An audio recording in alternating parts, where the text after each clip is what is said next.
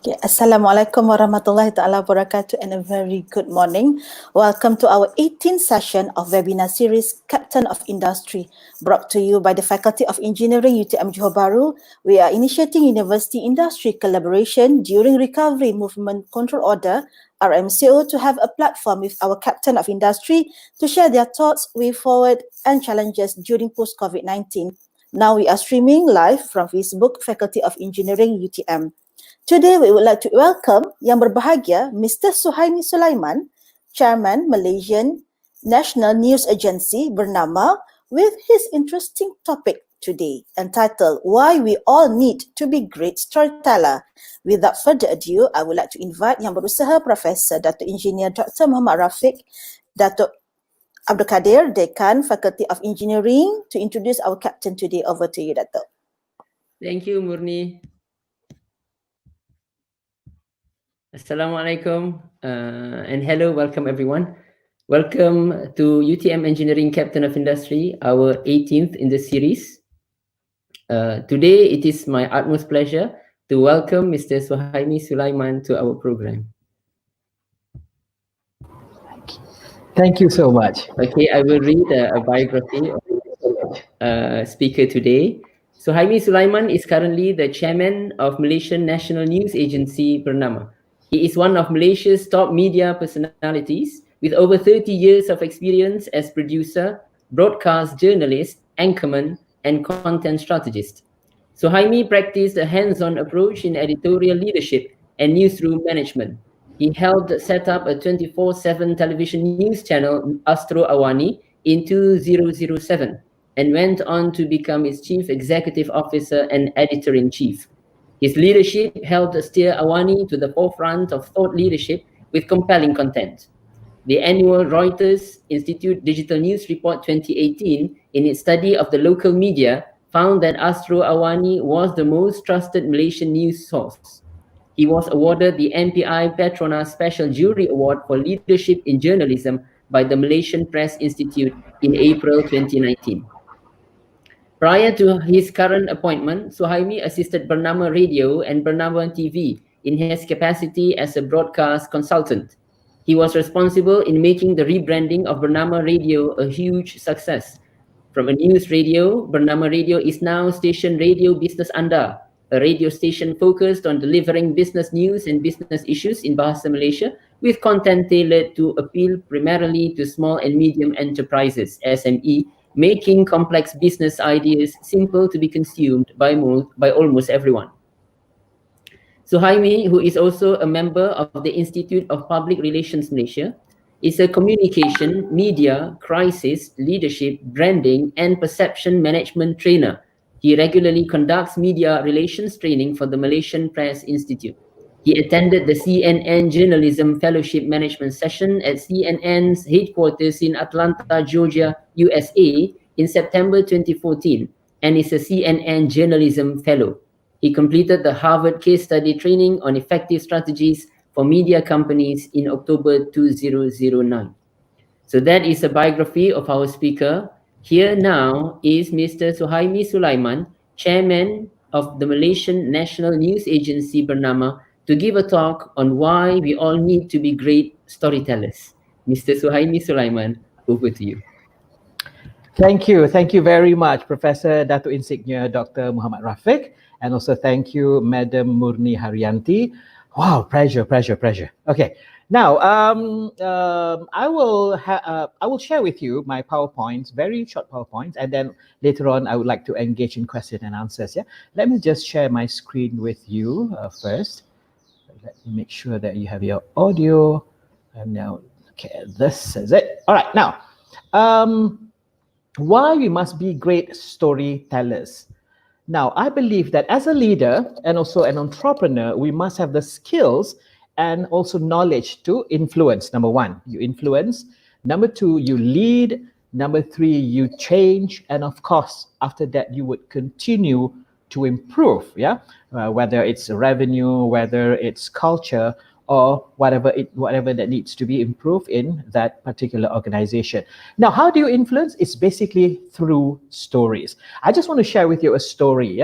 I used to work for a couple of organizations, and also I worked on projects where you have to buy solutions from people like engineers and also software analysts and all that. Now, there was one instance, there was a group from Malaysia, and there were three other groups, international consultants. They were proposing solutions and online solutions to a company, to an organization, a project that I was working on. Now, the difference that I noticed, basically Malaysians, especially engineers, I know there are great engineers out there who are also great storytellers, but the one that I had to deal with was a group of engineers who are so good at what they do, but they're very technical in their approach of trying to pitch whatever that they have to the potential client. While the three other groups, these are international companies, they were all great storytellers. They were not just great engineers, but they also know how to connect emotionally. Look at what will be the potential outcomes that they will be able to solve. Unlike the local engineers that I had to deal with, they were good at what they do. They can actually solve problems, but they were not storytellers. They did not have that emotional connection. So at the end of the day, they lost the bid to actually sell their solutions. Now, why is it so important for us to be good in storytelling? Because we need that emotional connection. That is how sales are closed. Sometimes you may not need someone who's good technologically, but someone who can actually make you feel good, that that you have hope in this group of people. While they may not know how to solve the problem there and then, but if we hire them, they should be able to solve this, whatever problems that you have, simply because they give you hope. Hope is a very, very important thing. Okay, I have clients who are politicians, so I always tell my clients, you know what politics is? Politics is the business of giving hope. Also, the same thing to my business clients. It's about hope. Hope for the future. So we want to see a bright hope for everyone. So you need an emotional connection. Now, I want to share with you a video. I got this video from YouTube. YouTube is one of the best universities in the world where you can actually get information that you need, and very, very current information. Now, this particular video is by MSL Group of Companies. It's one of the best PR companies in this world. Have a look at the story that they have. And I think we can relate to this.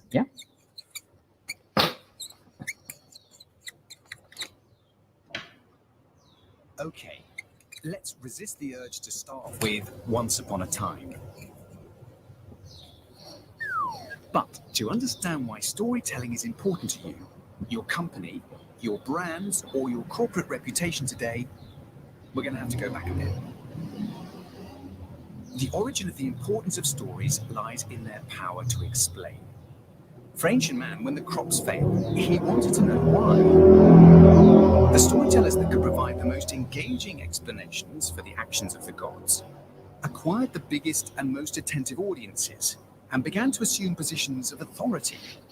Thus the rise of the priest, judges and rulers, and eventually the popularity of the BBC, Google, and the world's largest repository of personal stories, Facebook.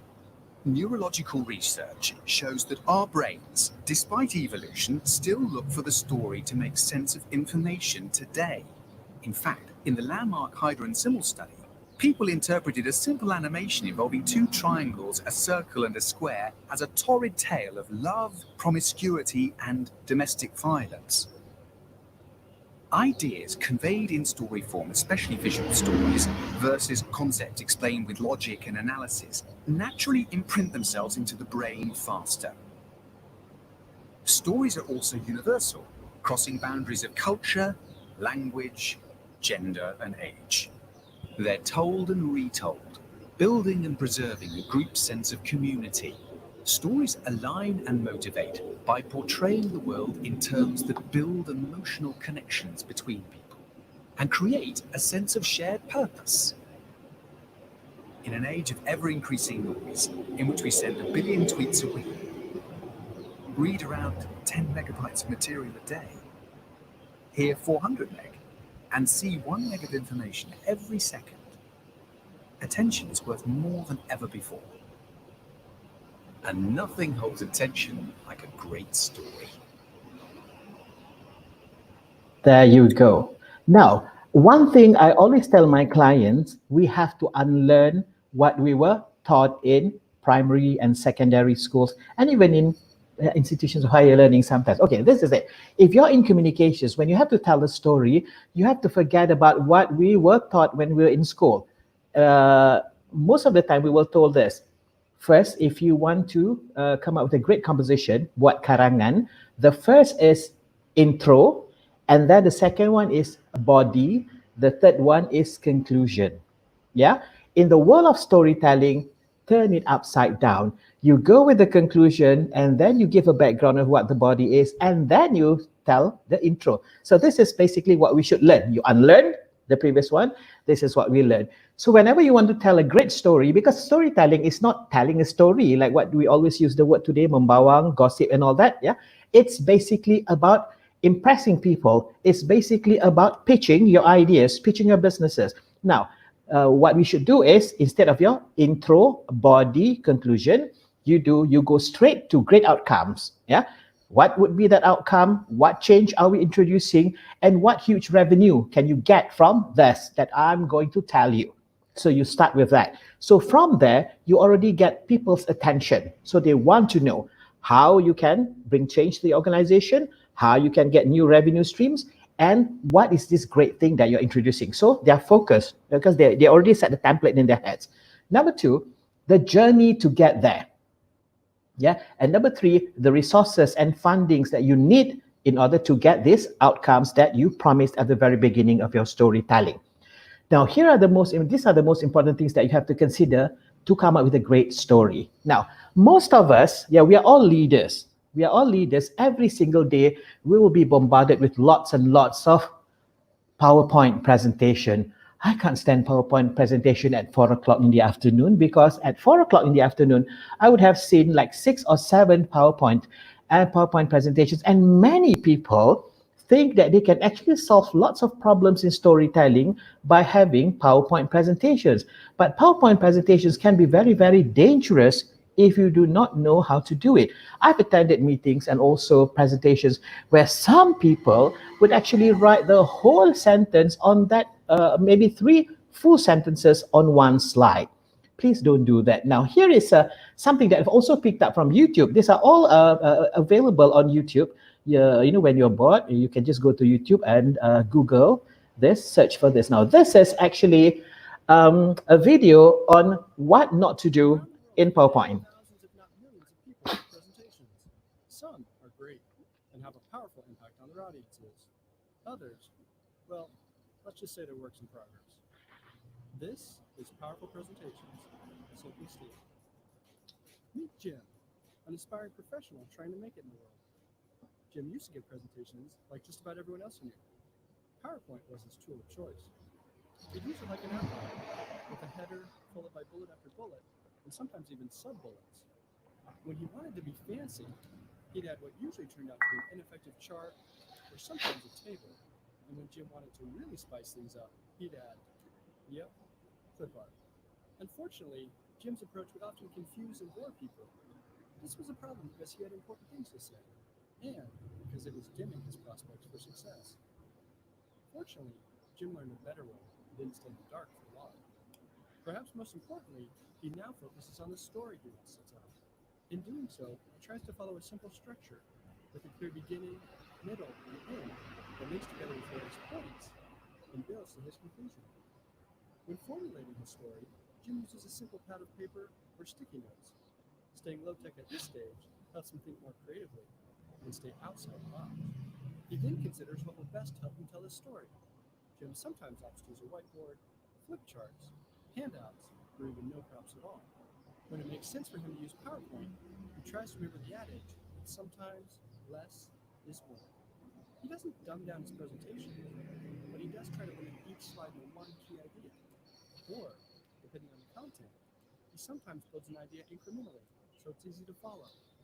He always looks for visual ways to tell a story, with supporting images, minimal text, and clear charts and graphs. Sometimes he uses quotes, but he tries to remember that people can't read his slides and truly listen at the same time. Jim still uses plenty of text to help him remember what he wants to say, but he hides it in his notes that only he sees. Jim's new approach takes more time, energy, and rehearsal. It's been well worth the effort. His audiences are now much more engaged and better understand and remember his presentations. And, as if that weren't enough, his pocketbook doesn't lie either. This has been Powerful Presentation, simply stated.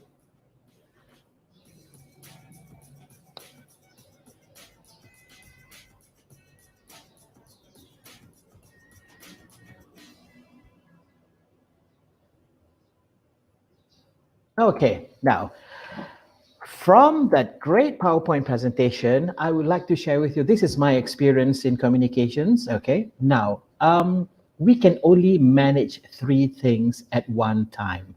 So when you are telling a story, when you are trying to pitch a business proposal, when you try to convince your stakeholders, they can actually manage 3 big headings, yeah? So that is why in any presentation, it is good to have just 3 points and 3 big ideas.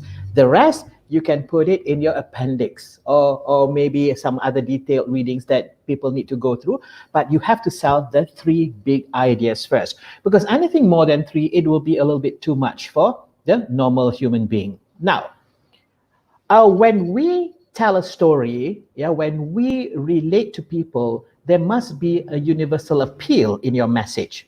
There must be clear vision when we tell a story. You can change attitude and behavior. If you can't do that, people will not listen to you because they want solutions to solve their problems. So whenever you give a presentation, when you tell your story, there must be a promise there that this can actually change attitude and behavior in your organization. Clarity, consistency, and credibility. People must always see that there is problem, solution, action in your story, and you have to always be relevant. When you have all this, then your story would be a great one. Okay, why do we need to be great storytellers? It's basically about branding. We all must have a very, very strong personal brand because we are all leaders here. Now, I will ask you this question. What is your personal brand? I have my own personal brand. Later on, during our discussion, I will tell you what my personal brand is. What space do you own? So we have to ask ourselves this question. Whatever that we do, in whatever industry that you're in, you have to own a space. For example, if I ask you, who is the first person or what is that brand that would come to your mind when it comes to aviation? I've asked this to many people who participated in my classes, in my trainings. They will say that when you talk about aviation, it's always the red color. It's Air Asia, Tony Fernandez. So that is the image that would come to their mind. So that is the space that gentleman owns because he is the perceived thought leader in that particular space. So for all of us, we must create a new space in the minds of the people if we want to have a very great personal branding, which comes from great storytelling. You have to own that space in people's mind. Now, what is the leader's personal brand? Through storytelling, we can have a great personal brand because, number one, we give hope. Many of my clients, I always advise them, give hope to people, because when you give hope, you're always in a positive territory in people's minds. Give hope. Number 2, you nurture. You must be seen as nurturing. Leaders must nurture. So in your stories, you must have elements in your stories that will help you nurture. So if you are going to pitch something to your client, where is that nurturing thing in there? Basically, it's the consultancy that you do. And what kind of consultancy, what kind of work, how do you communicate? It's nurturing. Number 3, you must have very, very good personality traits. What exactly they are? There are lots of ways for us to define this. Number 4, values. Yeah, you must have great values that people would appreciate. Leadership, vision. You must have great communication skills, and of course, you must have all those competencies needed. Now, these are all the ingredients in a leader who wants to have a strong personal brand. Yeah, and all this you can do with great storytelling. Always remember, yeah, we must differentiate ourselves. Yeah, in this space, for example, I'm in the media. When I first started as a journalist some 30 years ago, there was a consultant. At that time, I was in TV3. I was told one thing by that consultant who came from the United States. He said, Suhaimi, what do you want to be remembered for? And what space do you want to own? So I told the consultant, I want to be seen as an intelligent person. I want to solve problems. Yeah, I want to be a great communicator. And I want to make sure that I'll be relevant. My shelf life will continue. So that is why I've decided to go into serious news business, because the longer you are in the industry, hopefully you'll become wiser and wiser and wiser. So your value will increase over time. So that's how I started in personal branding. So you must differentiate yourself. Yeah, of course there are other players in the media, but how do you stand out? That is your personal brand. So you must have differentiation, how you stand out in the crowd, and how do you win? You must always win in whatever that you do. You must win in the minds of the people by producing great solutions, by telling the stories about what you do. Yeah, because people need stories to understand. And then the impact of your contribution, you must be icon material. If not, you will not stand out in your space that you want to own. And it has to be meaningful. And when you do things right, the reward is basically how much they will be able to pay you, how much they would want to pay you, yeah, for your services. Now, I want to show you something, because when we tell a story, it is also about honesty. Yeah, it is also about personalize your stories, because when you tell people this is how I managed to understand your problems, and when you relate it personally, only when it's applicable, you will be a great storyteller. Now, this is a wonderful story of a model who suddenly decided to do something else. Yeah, listen to her story.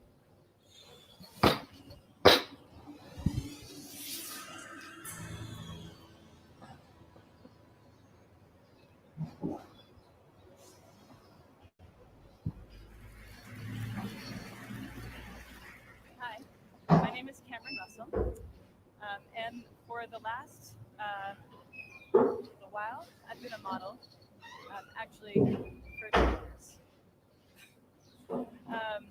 And I feel like there's an uncomfortable tension in the room right now, because I should not have more distress. So, luckily, I brought an outfit change. This is the first outfit change on the TED stage, so you guys are pretty lucky to witness it, I think. If some of the women were really horrified when I came out, you don't have to tell me now, but I'll find out later on Twitter.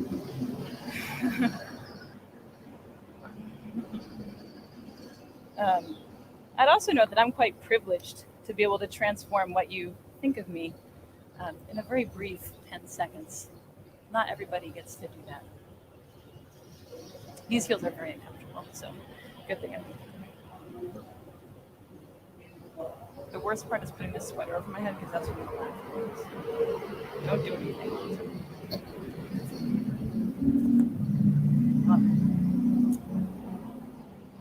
So why did I do that? That was awkward. Well, hopefully not as awkward as that picture. Image is powerful, but also image is superficial. I just totally transformed what you thought of me in 6 seconds. And in this picture, I had actually never had a boyfriend in real life. I was totally uncomfortable, and the photographer was telling me to arch my back and put my hand in that guy's hair. And of course, barring surgery or the fake tan that I got 2 days ago for work, There's very little that we can do to transform how we look. And how we look, though it is superficial and immutable, has a huge impact on our lives. So today, for me, being fearless means being honest. And I am on this stage because I'm a model. I'm on this stage because I'm a pretty white woman. In my industry, we call that a sexy girl. And I'm going to answer the questions that people always ask me, but with an honest twist. So the first question is, how do you become a model? And I always just say, oh, I was scouted, but that means nothing. The real way that I became a model is I won a genetic lottery, and I'm the recipient of a legacy. And maybe you're wondering, what is a legacy? Well, for the past 2 centuries, we have defined beauty not just as health, youth, symmetry that we're biologically programmed to admire, but also as tall, slender figures and femininity and white skin. And this is a legacy that was built for me, and it's a legacy that I've been cashing out on. And I know there are people in the audience who are skeptical at this point, and maybe there are some fashionistas who are like, wait, Naomi, Tyra, Joan Smalls, Lou Wen, and first, I commend you on your model knowledge, very impressive. But unfortunately, I have to inform you that in 2007, a very inspired NYU PhD student counted all the models on the runway, every single one that was hired, and of the 677 models that were hired, 27, or less than 4%, were non-white. The next question people always ask me is, can I be a model when I grow up? And first answer is, I don't know, they don't put me in charge of that. But the second answer, and what I really want to say to these little girls, is why? You know, you can be anything. You could be the president of the United States, or the inventor of the next internet, or a ninja cardiothoracic surgeon poet, which would be awesome because you'd be the first one. If after this amazing list, they still are like, no, Cameron, I want to be a model. Well, then I say, be my boss, because I'm not in charge of anything. And you could be the editor-in-chief of American Vogue, or the CEO of H&M, or the next Stephen Meisel. Saying that you want to be a model when you grow up is akin to saying that you want to win the Powerball when you grow up. It's, you know, out of your control, and it's awesome, and it's not a career path. I will demonstrate for you now 10 years of accumulated model knowledge, because unlike cardiothoracic surgeons, it can just be distilled right into right now. So if the photographer is right there, and the light is right there like a nice HMI, and the client says, Cameron, we want a walking shot. Well, then this light goes first, nice and long. This arm goes back, this arm goes forward, the head is at 3/4, and you just go back and forth. Just do that. And then you look back at your imaginary friends, 300, 400, 500 times. It will look something like this. Hopefully less awkward than that one in the middle. That was, I don't know what happened there. Unfortunately, after you've gone to school and you have a resume and you've done a few jobs, you can't say anything anymore. So if you say you want to be the president of the United States, but your resume reads underwear model 10 years, people give you a funny look. The next question people always ask me is, do they retouch all the photos? And yeah, they pretty much retouch all the photos, but that is only a small component of what's happening.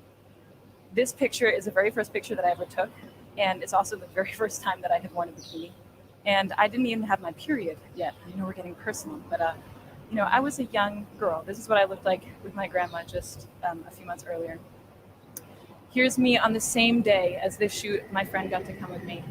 Here's me at a slumber party a few days before I shot French Vogue. Here's me on the soccer team in a magazine. And here's me today. And I hope what you're seeing is that these pictures are not pictures of me. They are constructions. And they are constructions by professionals, by hairstylists and makeup artists and photographers and stylists and all of their assistants and pre-production and post-production. And they build this. That's not me. Okay, so the next question people always ask me is, do you get free stuff? I do have too many 8-inch heels, which I never get to wear, except for earlier. But the free stuff that I get is the free stuff that I get in real life. And that's what we don't want to talk about. I grew up in Cambridge, and one time I went into a store and I forgot my money and they gave me the dress for free. When I was a teenager, I was driving with my friend who was an awful driver, and she ran a red, and of course, we got pulled over. And all it took was a sorry officer, and we were on our way. And I got these free things because of how I look, not who I am. And there are people paying a cost for how they look and not who they are. I live in New York, and last year, of the 140,000 teenagers that were stopped and frisked, 86% of them were Black and Latino, and most of them were young men. And there are only 177,000 young Black and Latino men in New York. So for them, it's not a question of will I get stopped, but how many times will I get stopped? When will I get stopped? When I was researching this talk, I found out that of the 13-year-old girls in the United States, 53% don't like their bodies. And that number goes to 78% by the time that they're 17. So the last question people ask me is, what is it like to be a model? And I think the answer that they're looking for is, if you are a little bit skinnier and you have shinier hair, you will be so happy and fabulous. And when we're backstage, we give an answer that maybe makes it seem like that. We say, it's really amazing to travel, and it's amazing to get to work with creative, inspired, passionate people.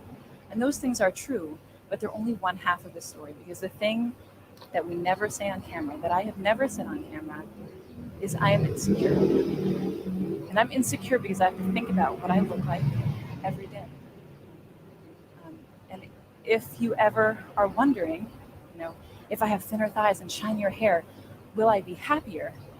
You just need to meet a group of models, because they have the thinnest thighs and the shiniest hair and the coolest clothes, and they're the most physically insecure women probably on the planet. So when I was writing this talk, I found it very difficult to strike an honest balance, because on the one hand, I felt very uncomfortable to come out here and say, look, I've received all these benefits from a deck stacked in my favor. And it also felt really uncomfortable to follow that up with, and it doesn't always make me happy. But mostly it was difficult to unpack the legacy of gender and racial oppression when I'm one of the biggest beneficiaries.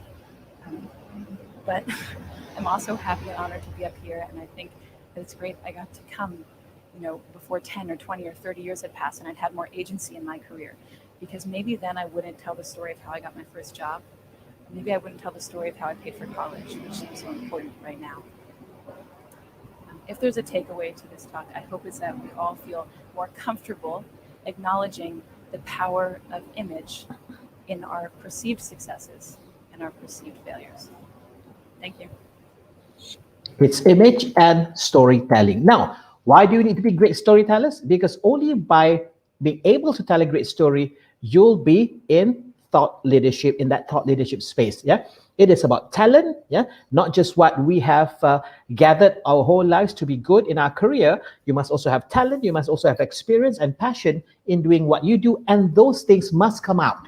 Yeah, people want to know how good you are in solving problems, and with all this, you will lead the thinking in the community. All right, that's all for my sharing. I would love to entertain questions now from all of you.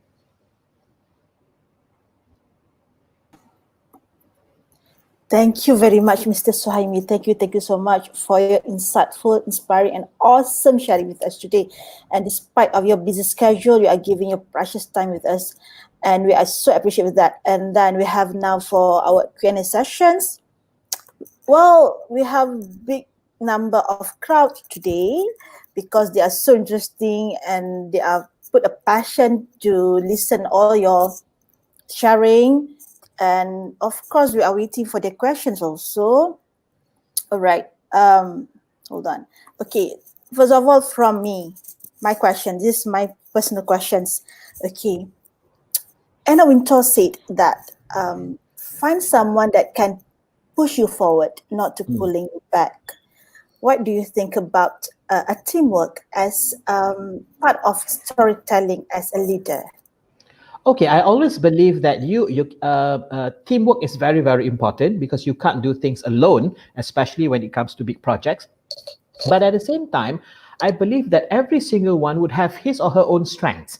And when you add all those strengths together, you'll be able to solve lots and lots of big problems. I always believe in finding the strengths of others to actually help you, because people always ask me this question. Who inspired you to be who you are today?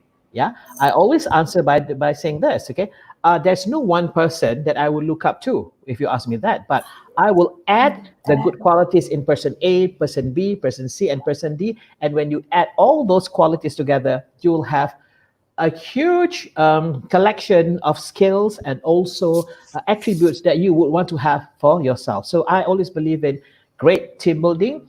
and also good communication skills. Because number one, you have to know how to make people feel good in a project, for example, yeah, and how they can shine, and always highlight the great things about other people too.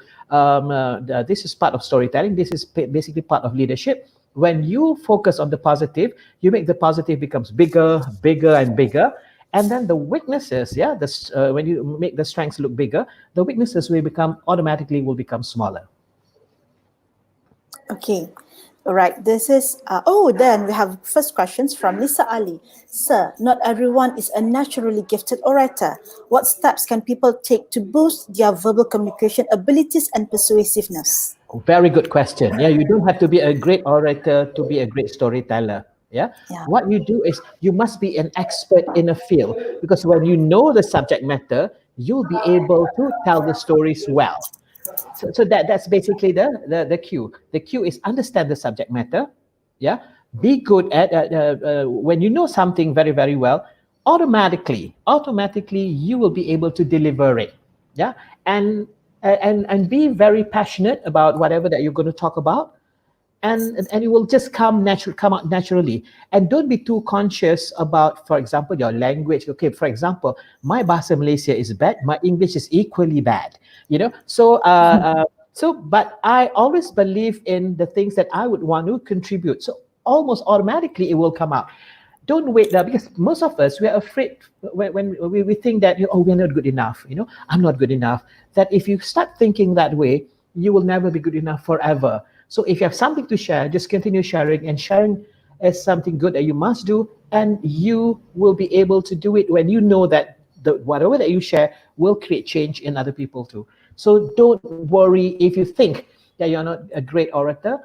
Understand the story, yeah, you will deliver the story well. Okay.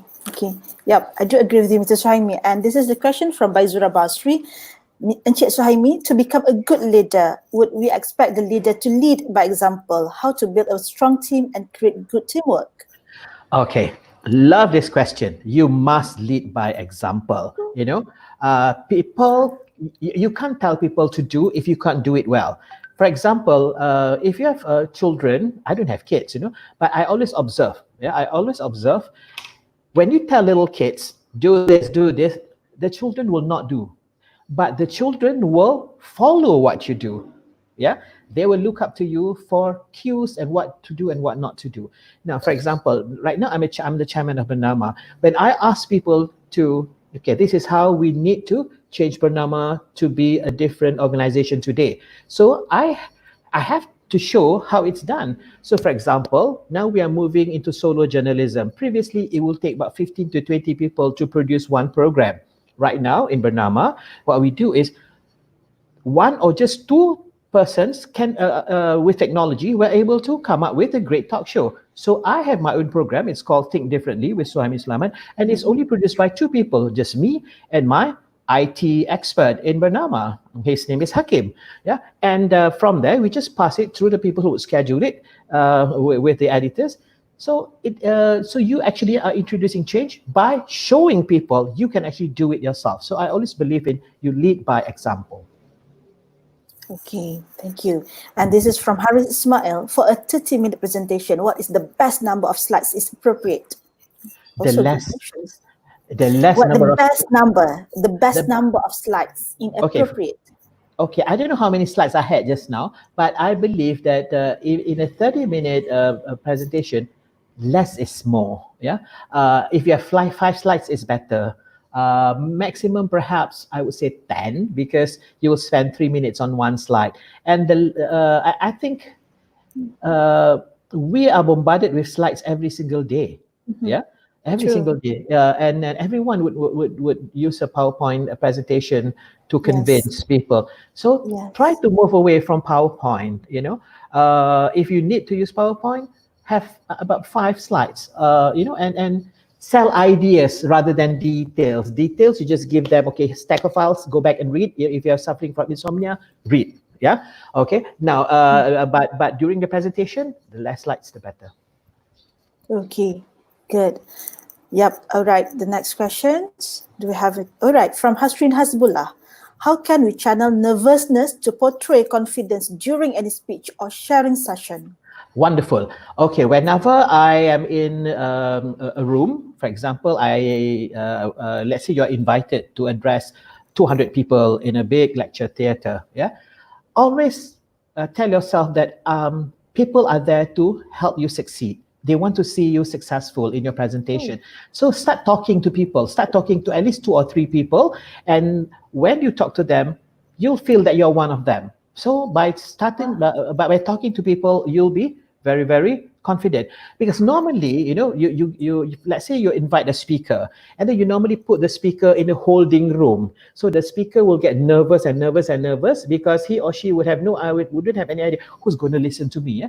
So it's good that you go to the theater and talk to the people and then later on deliver. So that will give you all the confidence in the world. Well, very good tips, Mr. Suhaimi. Then from Hazraina Hashim, dear Mr. Suhaimi, you recommended a speaker to share 3 points in a presentation. What if you really have to deliver more than 3 points in a presentation?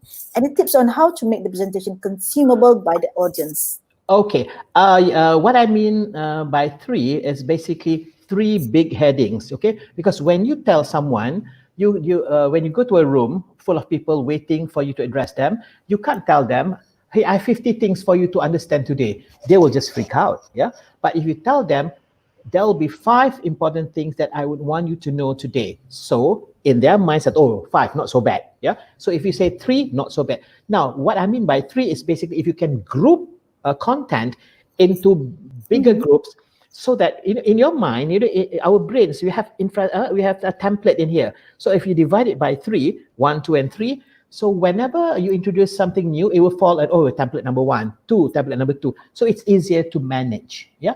Because if if there are too many things, people tend to be afraid, yeah. People want to understand easy things first. Later on, they will build up, yeah. So 3 points meaning 3 big ideas.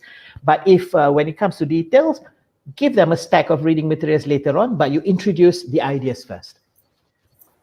Okay. Wow, thank you, Dato'. All right, from Eden, we have numerous number of questions. From Eden Hamidi, UTM has many experts in various fields, but the problem is these experts have problems to tell their story to the community, meaning to the world. How to help these experts to use layman's terms / language in telling stories to the world so normal people can understand their stories in science and technology.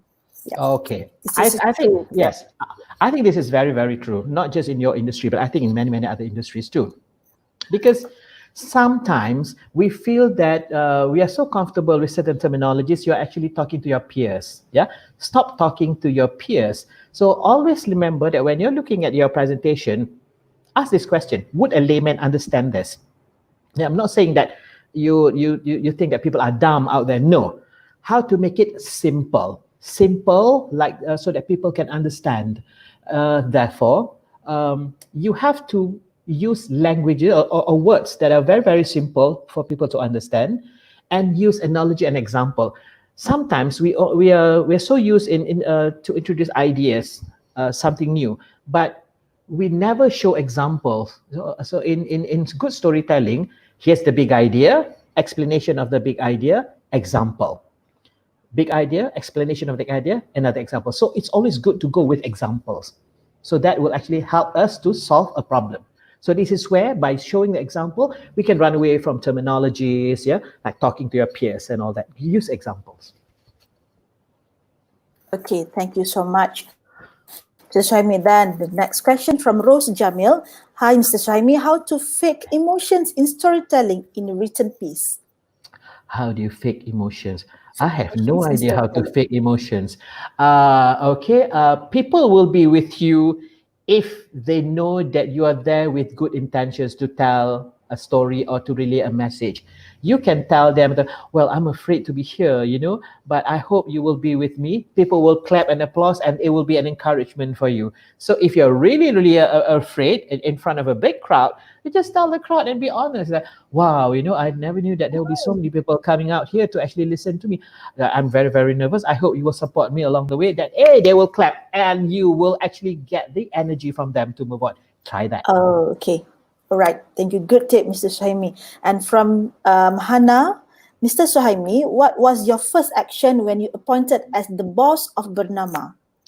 Well, I'm not the boss of Bernama. I was asked to go there. Well, the title is chairman, but I think I was asked to go there to actually share what I've learned from the industry over the last 30 years. So what I do on a daily basis is basically sharing and also finding out how we can become better. So only by doing that, people will accept you, yeah, and people will be with you. So when you go there and tell them that, hey, I'm the new boss, people will reject you, not just in Bernama, but in any organization. When you go in as a boss, people will count the days that the days that, oh, when will he or she be leaving? Yeah. So I think whenever you go, you say, okay, this is what I've learned over the 30s. Maybe it's applicable. And if it's not applicable, maybe we can find new ways of improving ourselves. So be one of them, but it's basically sharing. To me, when I came in, I actually shared a couple of things on how to move forward. For example, we had Bernama is the only radio station right now. We are a business radio station for SME in Bahasa Malaysia. So that is differentiation in there, and the people in radio, they love it. Yeah. So that's how you introduce new ideas. And I'm not the boss actually. I'm with Bernama to share what I've learned over the last 30 years. The boss is the people. I always say that, oh, my secretary or my PA or my special officer is basically my boss. So they look after my schedule. Okay, all right. And then questions from Afika Rahim. How to choose a mentor in career? Who was your mentor? I have many different people as mentors, basically. Sometimes they don't even know that they are mentors. You just, that people have many, many great qualities. So you just pick the great qualities on many people, of the many people that you admire, and you just follow them and ask yourself, why do they behave the way they behave? And without them realizing that they are mentors, you are actually improving yourself by picking up the great things in different people. That's what I've been doing for the last 30 years in my career. I'm 58 years old, by the way. Okay, but you look younger than 58. Okay. You're so nice. Okay, is Nadira. Mr. Suhaimi, is journalist can be seen as one of spin doctor? I hate the word spin doctor. I always believe in telling a great story and be honest and be responsible. Yeah. A spin doctor, and I never like the word spin doctor. I always believe that tell a great story, tell a true story, report as it is, and be responsible for whatever that you do. I'm against spin doctor. Okay, all right, thank you. All right, do you have any next questions? Okay. All right, I think that's for now. But then in our comment section, in our comment corner, we have a lot of comments that they are so admire and put you as they're being inspired by you, Mr. Suhaimi. Okay, all right, and then thank you also for our viewers today. All right, thank you for our viewers. Thank you so much, Mr. Suhaimi, for your time with us. Thank you. And our dean can't be with us for his closing remarks, but then he sent his deepest gratitude for you because you are and yeah, this is University Technology Malaysia is it's like a dream comes true to have you to be here. All right, and then okay, all right. Okay, for our viewers, thank you for your passion and please keep interest with our program, and it's such a great pleasure for us to having both of you, Mr. Suhaimi, and also our viewers. All right, and then please wait to our upcoming webinar with our next Captain of Industry in future. Please activate your get reminder on your Facebook for our upcoming webinar, Captain of Industry. Stay safe, stay healthy, keep your social distancing, and please don't forget to like, comment, and share with our program. Have a good day to you, Mr. Suhaimi, and also for our viewers today. Okay, insyaAllah kita akan jumpa lagi dalam siri Captain of Industry yang seterusnya. Wabillahi taufiq wa hidayah. Wassalamualaikum warahmatullahi taala wabarakatuh. Thank you. Thank you. Waalaikumsalam.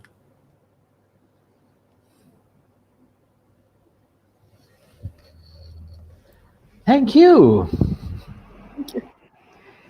Yeah.